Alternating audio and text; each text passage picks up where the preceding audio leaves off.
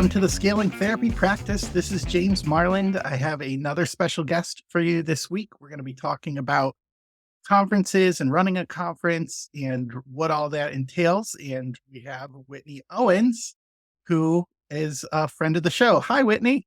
Hey, James, how you doing? I'm doing awesome. Really, really good. Let me do a little introduction, and then you can tell us a little bit more about yourself.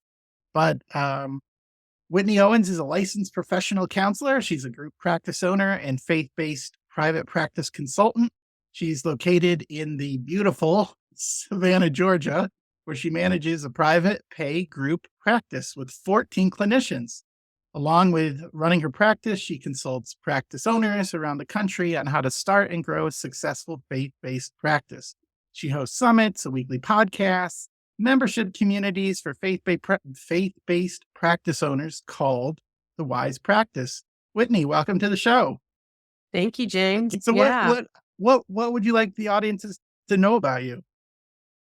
sure. Well, I definitely have my Southern accent, so you can't ignore that. That I am from the Georgia area, and I have two little girls. One is Abby, and she is 6, and Anna just turned 10. She keeps reminding me that she's a tween, I believe, or a pre-tween. I can't remember what she says. It definitely is acting like it. And I'm married to actually a man named James. So same name. It's a Don't get great name. confused. I'm fond of it myself. Yes, and he is a Methodist minister. Right now, he's a youth pastor. Will be moving into a pastoral role hopefully soon within the Methodist Church. Yeah. So that's a little bit about me. I like to run. I like to read nonfiction. I like to be silly. And I love coffee. How's that?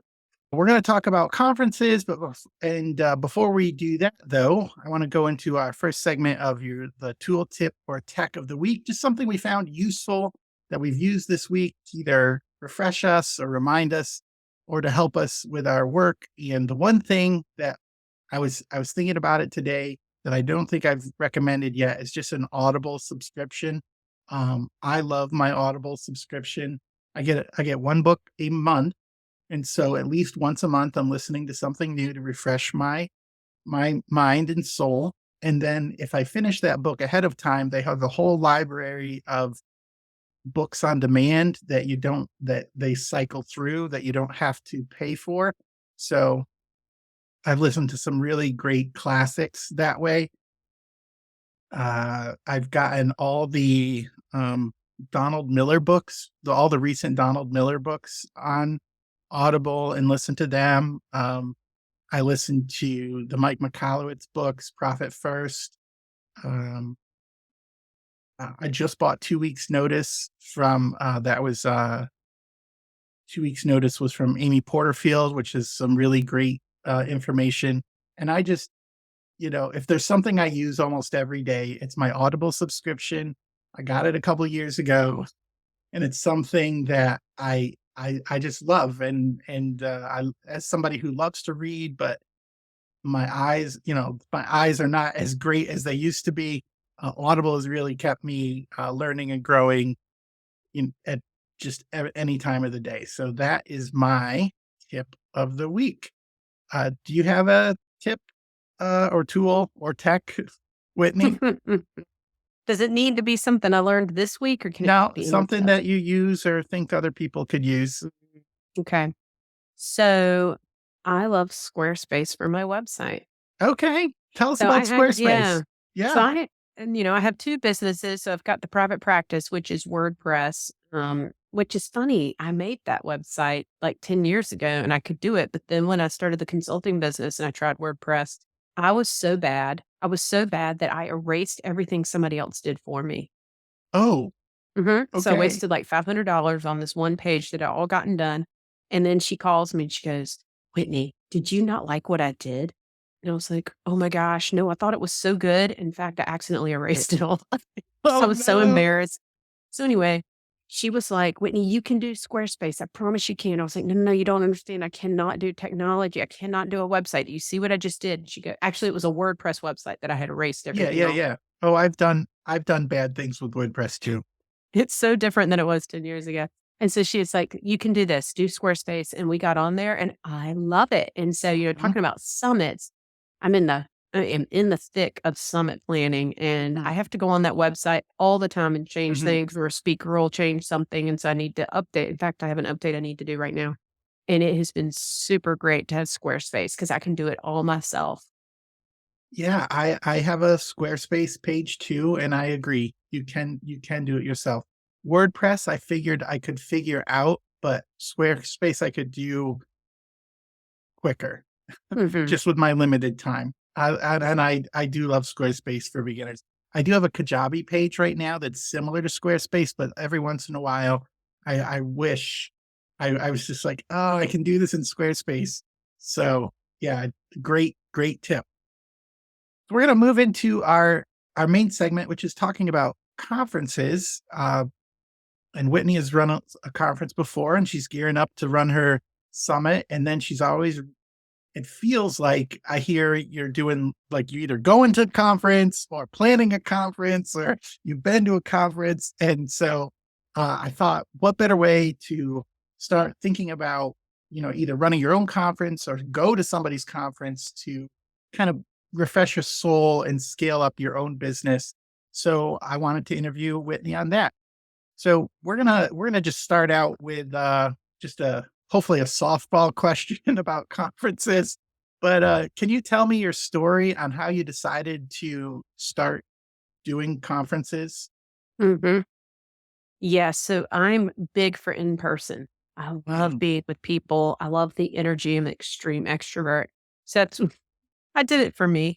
I remember when I was little, I was like, I want to get married one day. Not necessarily because of the marriage part, but I want to throw a big party. So my wedding was a party. I mean, I had a live band, which I always wanted. Of course, I married the man of my dreams, which is a plus. But I got all my family and friends in one place, and it was special. mm, And even as I planned my last conference, I kind of would laugh to myself, being like, "This is just like wedding planning." Like picking the venue, marketing the event or like sending out your invites, kind of, figuring out the theme of your event, and all these things, getting the hotel rooms reserved. Like it is like planning a wedding. And so I love getting people that I love together. And that's one of the reasons I wanted to do one. I also just think that amazing things happen when you get amazing people together. And so we find that people are growing their businesses or they're getting new ideas or they're meeting people they had never known. Yeah, in fact, there's a group of friends. One of the guys I keep in touch with that was at my summit, and he is connected to other guys that were at the summit that they would have never known each other if it hadn't been for that summit, you mhm. know? And that makes my heart so happy to see those connections forming. Yeah. So those are some of the reasons why I love summits. Yeah, I love getting people I love together. It's just it's but that's why we do these things. Like that's one of the reasons why I have Thanksgiving and Christmas and those types of things is we don't always get together and just making it an amazing event, just to see people and to be energized by those people. And then the second thing you said was amazing things happen when you get amazing people together.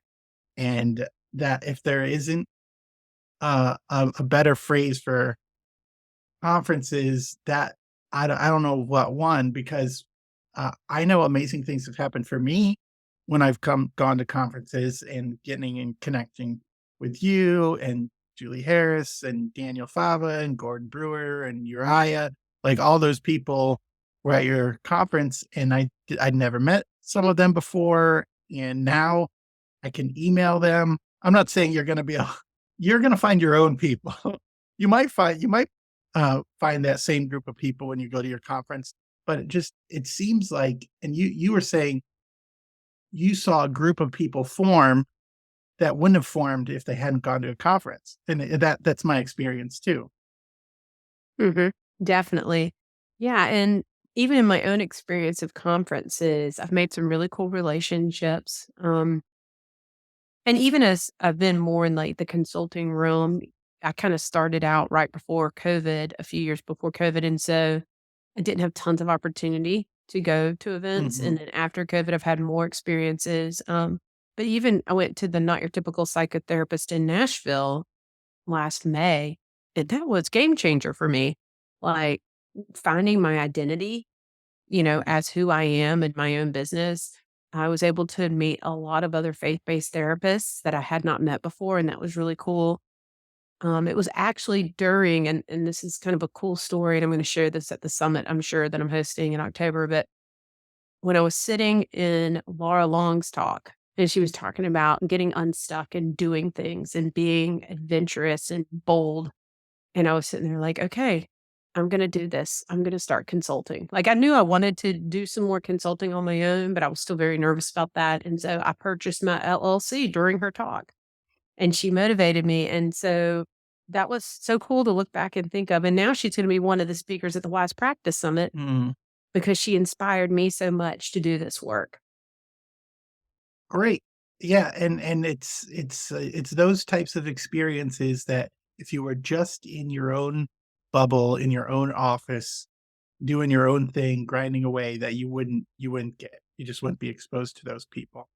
So I'm sure you have fears though, like, oh, let's just be adventurous. But what are some of the fears that you had to overcome, and how did you overcome them when you're talking about throwing this big party? I haven't overcome them yet, Oh, you're faking it though. Like I don't but see it, but just let us in just a little bit. I'll tell you about my fears. Okay, so my biggest fear is money.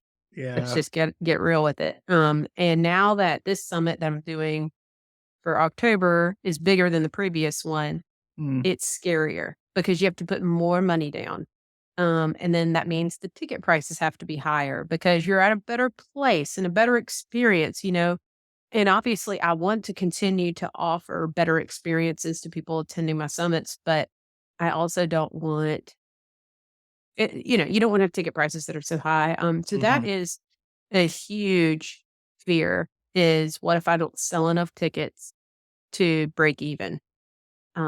And of course, I want to make something at the end of the day because it is, I mean, planning a summit is way more work than you can ever anticipate. But it's such an amazing reward in the end. So anyway, um, so my other part is just logistics. I'm a logistics girl, and so something's going to fall through with the logistics. I am working on getting some continuing education, which is not has not happened. So it is not a CEU event, but I'm working hard on trying to get all those accreditations through, and that's really challenging. But once I get used to how this process works, I think I'll get better at it. But that's a big deal, and that's scary. Like I'm going to do all this work and have all these speakers present all this stuff, and then I don't get it. I get denied. That would be really bad. mhm. So I believe that'll all work out. So yeah, logistics was probably the number one thing, that and the money. So are you going for NBCC, or which one are you Yeah, going that for? is that is what I'm gonna try to get. Try for, okay. Mhm, Yeah, I looked at so I do online courses, and I was looking like, how can I add this component to the online courses and help therapists get mhm, there? It's a process for with sure. some paperwork, uh, and Lisa Mustard and I were talking about this. She does the therapy show, and she's trying to figure out how she can start teaching people to do that. Um, it's in the back of her mind. Lisa's very energetic. She's just Yes, like she has a yes. lot of energy and is very inspiring. But so I just been looking at that. But that would be neat for the conference to be able to offer CEUs. Um, but also a lot of just another layer of complexity, right, for you? That's right, that's right. And if you don't mind, I wanna take it back a step because I didn't say this earlier when we were talking about reasons for having a summit. Yeah. Yeah, the other thing that I think is so important because I can get really stuck in all these logistics is just how much fun it is. Mm, And so when I think about Nashville, like for me, I need to get out of my box. I'm an Enneagram type 1. Ones need to go out of town to relax and have fun. And it's very true. And so we were in Nashville, like, getting to go out every night. I never get to go out and do fun things like that. Like, I have little kids at home, or I gotta worry about getting up the next day, like, and I'm not saying I go get crazy or anything, but, Mhm. like, we went to, like, the Wild Horse Saloon and did line dancing, and got to eat out. I got to go on a jog downtown Nashville, which I love running in cool places. And so I think there's just something to be said for also that exploration piece and having a good time that I don't normally get to do. In fact, here in Savannah, there is a piano bar very close to the hotel. So if I can get enough people registered, my hope is to go and rent out that piano bar and figure out what that would look like. Cause I think it'd be so much fun to get a bunch of Christian therapists in a piano bar. Sure, and the experience though is something that will stick with you. Like Yes. I think it's making time for those experiences and the adventures and doing it with the people you love and want to hang out with. That it pays off. It's much better. I could buy myself a new TV, but not, the experience uh, is not the same. Like you can spend your money on other things, but the experience and like what you're learning from those things and just having a good time, that's something that's going to stick with you much longer than if you just buy stuff, stuff for Yes. yourself. Mhm. Um, so it sounds like you've learned a lot from your conference, and you're still learning. What are some of the takeaways from your first conference that is helping you build your second conference? Hmm. That's a very good question. I mean, I think that having experienced good speakers is important, which I feel like I did the first time and doing again.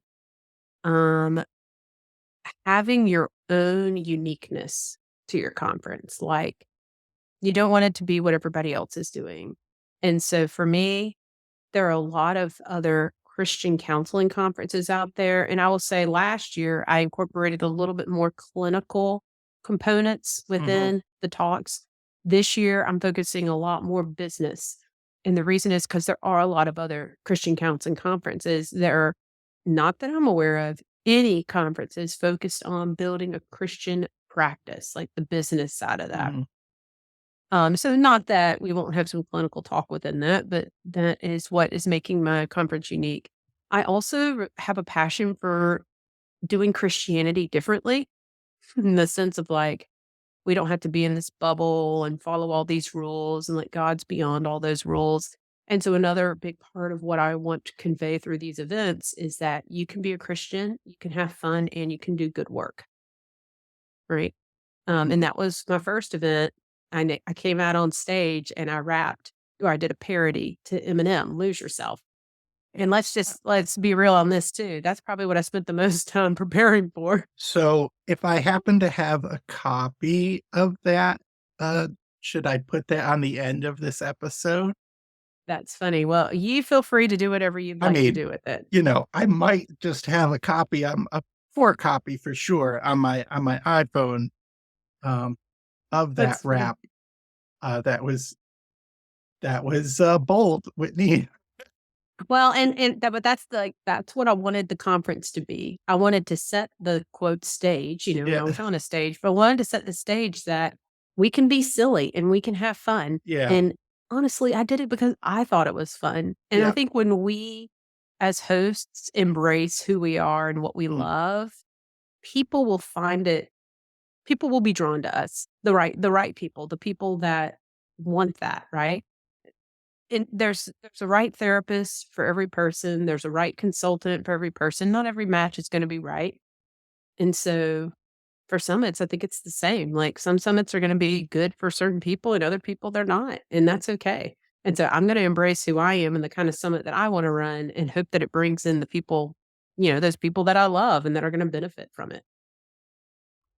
yeah, being authentic is, it's the best way to bring about the people who love who you are, and to be true to yourself. You've hit it several times in several different ways about like finding your niche. I guess like that's the business term. Your niche. If you're not appealing to the mass market, I'm using my hands here for the audio listeners. I mean, you're not appealing to the mass market like everybody. You're not even appealing to the sub market. You're appealing to like the sub market, the people who are therapists and counselors, business owners, Christians, but who enjoy fun and um, are um, who are attracted to your style and your brand. And that is authentic. That is just a way for people to know they are in the right place. Like if you're authentic, people hear it, feel it, and they're like, "Oh, they get me. They know who I am. They understand me. They answer my questions. They might know the questions before I have them. Like I should stick around here because this is where I get fed." Mhm. Definitely.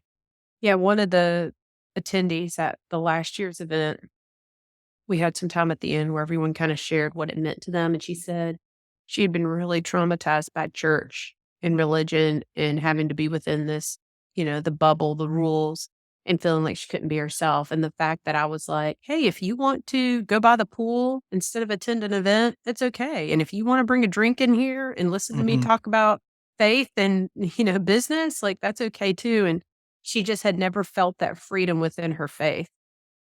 And it changed the way she thought about it, and mm. that was pure gold for me. Yeah. Yeah, that's a beautiful story. And that person was attracted to that what you bring, what Mhm, you brought to the table. So uh, let's turn our attention to some of the thing. Like what are the problems going to a conference solves for a private practice? Or there's problems of doing therapy alone in a bubble. How does a conference sort of help that person who is has just been struggling by themselves? mhm. Well, the connections are important. It's in relationships that we find ourselves and others find us. And so that vulnerability piece as therapists and as business owners is super important. Conferences also have tons of content. So that's when you create new things. I find that when I'm at a conference is when I get inspired and I see problems more clearly. Like, this is a simple example, but last week I was so stuck on a problem going on and I couldn't figure it out. And then yesterday I had slept, I had rested, and then all of a sudden I figured that thing out in 5 seconds. Like, I was like, it was actually 5 minutes, but I was like, dang, like just when I leave something for a little bit, that's when I get inspired. And I feel the same way about conferences. It's like we need to leave our business to be able to think more clearly about our business. And so that's another reason that I travel, try to travel more is because I personally need that. Leave our business to see our business more clearly. I totally embrace that because week after week, day after day, Monday comes around, you got to do all the things, right? You got to like, okay, I have this list that's a mile long. I have these projects coming up, these people to see, the meetings, there's assignments, therapy clients, like all these things. And you just go and go and go. And I find the weeks and months that I'm most productive is when I do take a day or half a day or something out to like journal, get alone with my thoughts, get into a place where, okay, what are the three big things you want to do this month, James? Okay, those are the things. Now break them down and start working on them rather than running around doing all the things. And it works for me when I go quarterly and yearly, like, okay, what are the big things I want to do for the year? And then I break them down by quarter and by month. Those are when I feel most productive. When I feel lost and stuck is when I never take any time to figure out where I'm headed. I just do. And Mhm, I think the conferences allow some of that time for you, right? I mean, that's what you were saying. mhm. Definitely, definitely. Yeah, it also provides, the attendees with more resources. So, I love having sponsors at my events, and yeah, it's great that they give me all this money to help host the event, but then also I get to help them build their businesses. So my hope is that they all walk away with more connections and more product services sold than when they got there. Sorry. And That was so, that was my computer beeping. ah, yeah. So We'll leave then that in. We're just that's gonna right. leave that in. Yeah, and so then people can walk away with more connections to other great businesses, to be able to grow their practice. That's Hmm. great. So if somebody wanted to start a conference, what advice would you give them, or a summit, like, or even just a little, a little get together? Where should somebody start? Yeah. I mean, I would start on your purpose. Why do Okay. you want to get something together and what do you want it to look like? Like I would identify what you want people to walk away with, what kind of person you want to attend. Um, and then I think it's important that you think through your capacity. Do you have the capacity to put together a summit, like just emotionally and time wise? Because if you want to plan an in person event, it doesn't have to be a summit. Like you can do a Mm, retreat or you can do a 1 day event or something like that. I would encourage planning something smaller to see how that goes before you're planning something larger. I think it's really important, especially if you ever do a summit, that you develop a following. And I hate talking like that because it's so yeah, business. you got to talk But about it though, because that's that's without an audit. You can have the best conference in the world, but if you don't have an audience, nobody's going to show. So go ahead and talk about audience building a little bit. yeah, yeah. And that's actually the same for anything you're going to offer. You've got to have people that know who you are that are interested in it. And so building that following, if it's through your email list or your social media or through your other connections. I mean, I would say your email list is probably one of the most vital things that you can have in selling anything. Hmm. I mean, I think social media is great, but I think most people purchased things from me through my email list. But I'm definitely going to tell you, don't do as I do because I didn't start. I started my own consulting business in May, and I'm already hosting a summit. That's absolutely insane. So I think my email list is like 280 people now. Okay. So, but I wanted to do it. I had done it before, and I knew I had people on board. And I have Hmm. 14 amazing speakers, and then I have 10 sponsors, 9 or 10. And so those have been pivotal in me feeling supported and moving forward in what I'm doing. Great. That's great advice. Especially about the thing about, like, do a test one or start small. I think Mhm. that's good for a lot of things. I read this book, Great by Choice, I think. No, nope. It's one of the Jim Collins books. He has Good to Great, Great by Choice, and How the Mighty Fall. And I think it's Great by Choice. And in that, his tip, that's what you said, is fire bullets before you fire cannonballs, which Mm, means, you like fire like little things that have little resources, but approximate what you're trying to do before you invest major resources in, firing the big cannon shot at something for big impact. And so that start small and build until you know exactly where your resources are going, and if it's going to hit the target is key to uh, doing making great impact with your investments without wasting it. mhm. That's good. Uh, So do you have any last comments? Anything that we didn't cover about conferences? We sort of just meandered through a little bit about your journey. But what do you want people to know about conferences in general? And then after this, we'll have people find out where you are online. Yeah.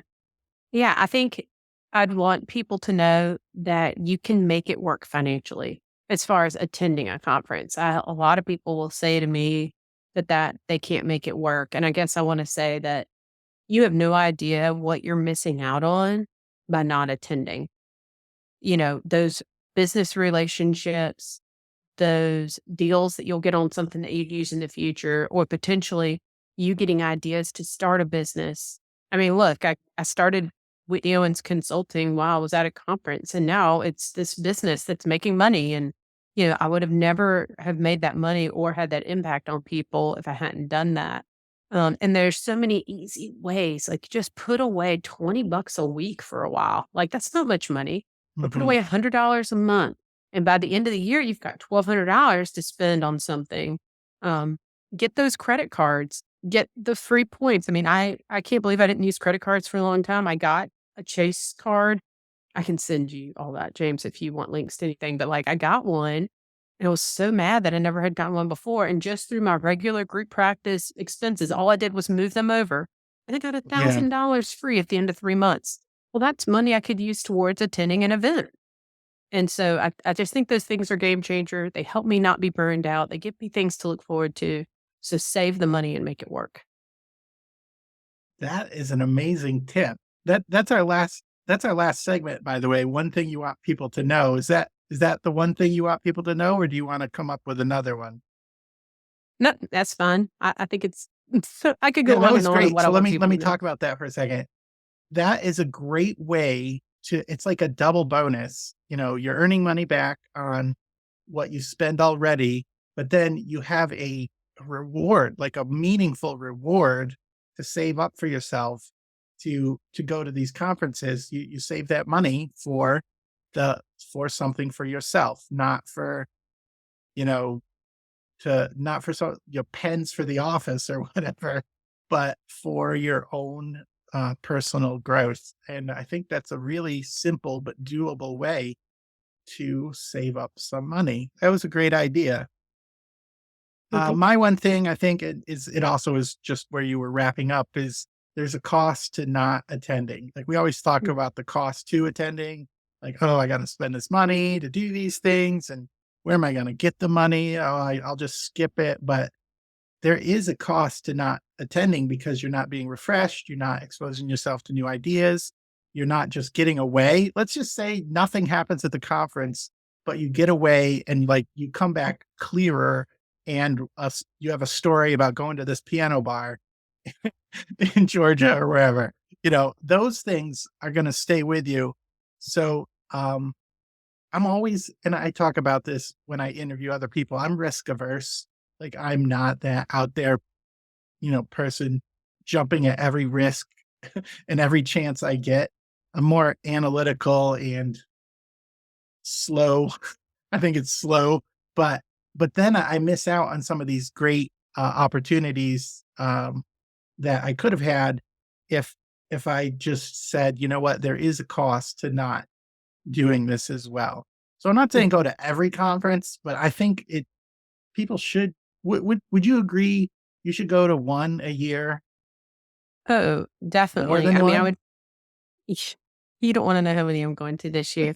But I think it's important that you figure out what it is that you want out of a summit or out of a Okay. conference, out of a retreat, and pick the ones that you're gonna get what you're looking for, where your people are, Yeah. or your Okay. relation. That's better Yeah. advice. Yeah.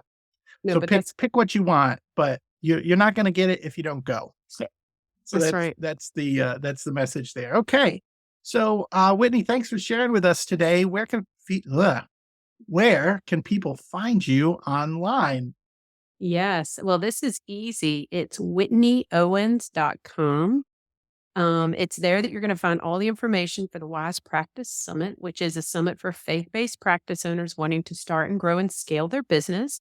That conference is going to be here in Savannah, Georgia, October 5th through the 7th of 2023.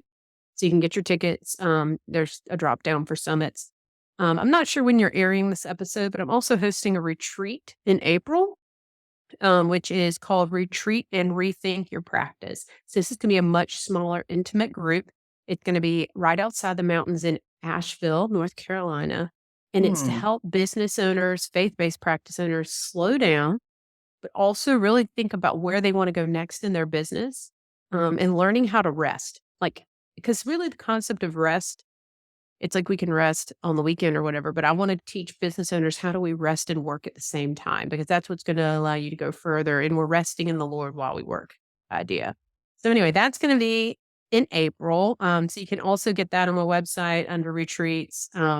Yeah, and then I host a podcast, which you're well aware of, James, and you do a great job editing and promoting my show, and it's No, the thank Wise you. Practice Podcast. Yep.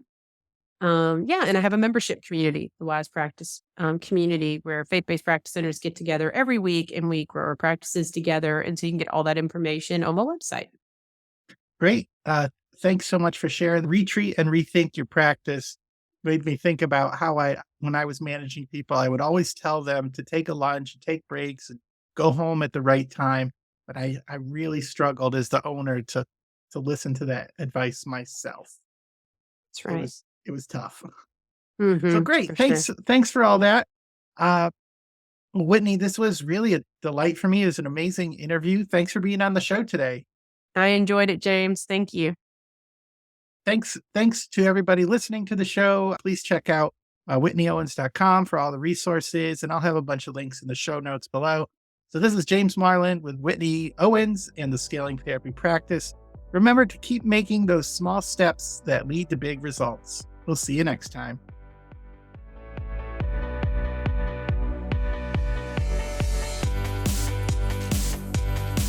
Psych Maven is proud to support the Scaling Therapy Practice podcast.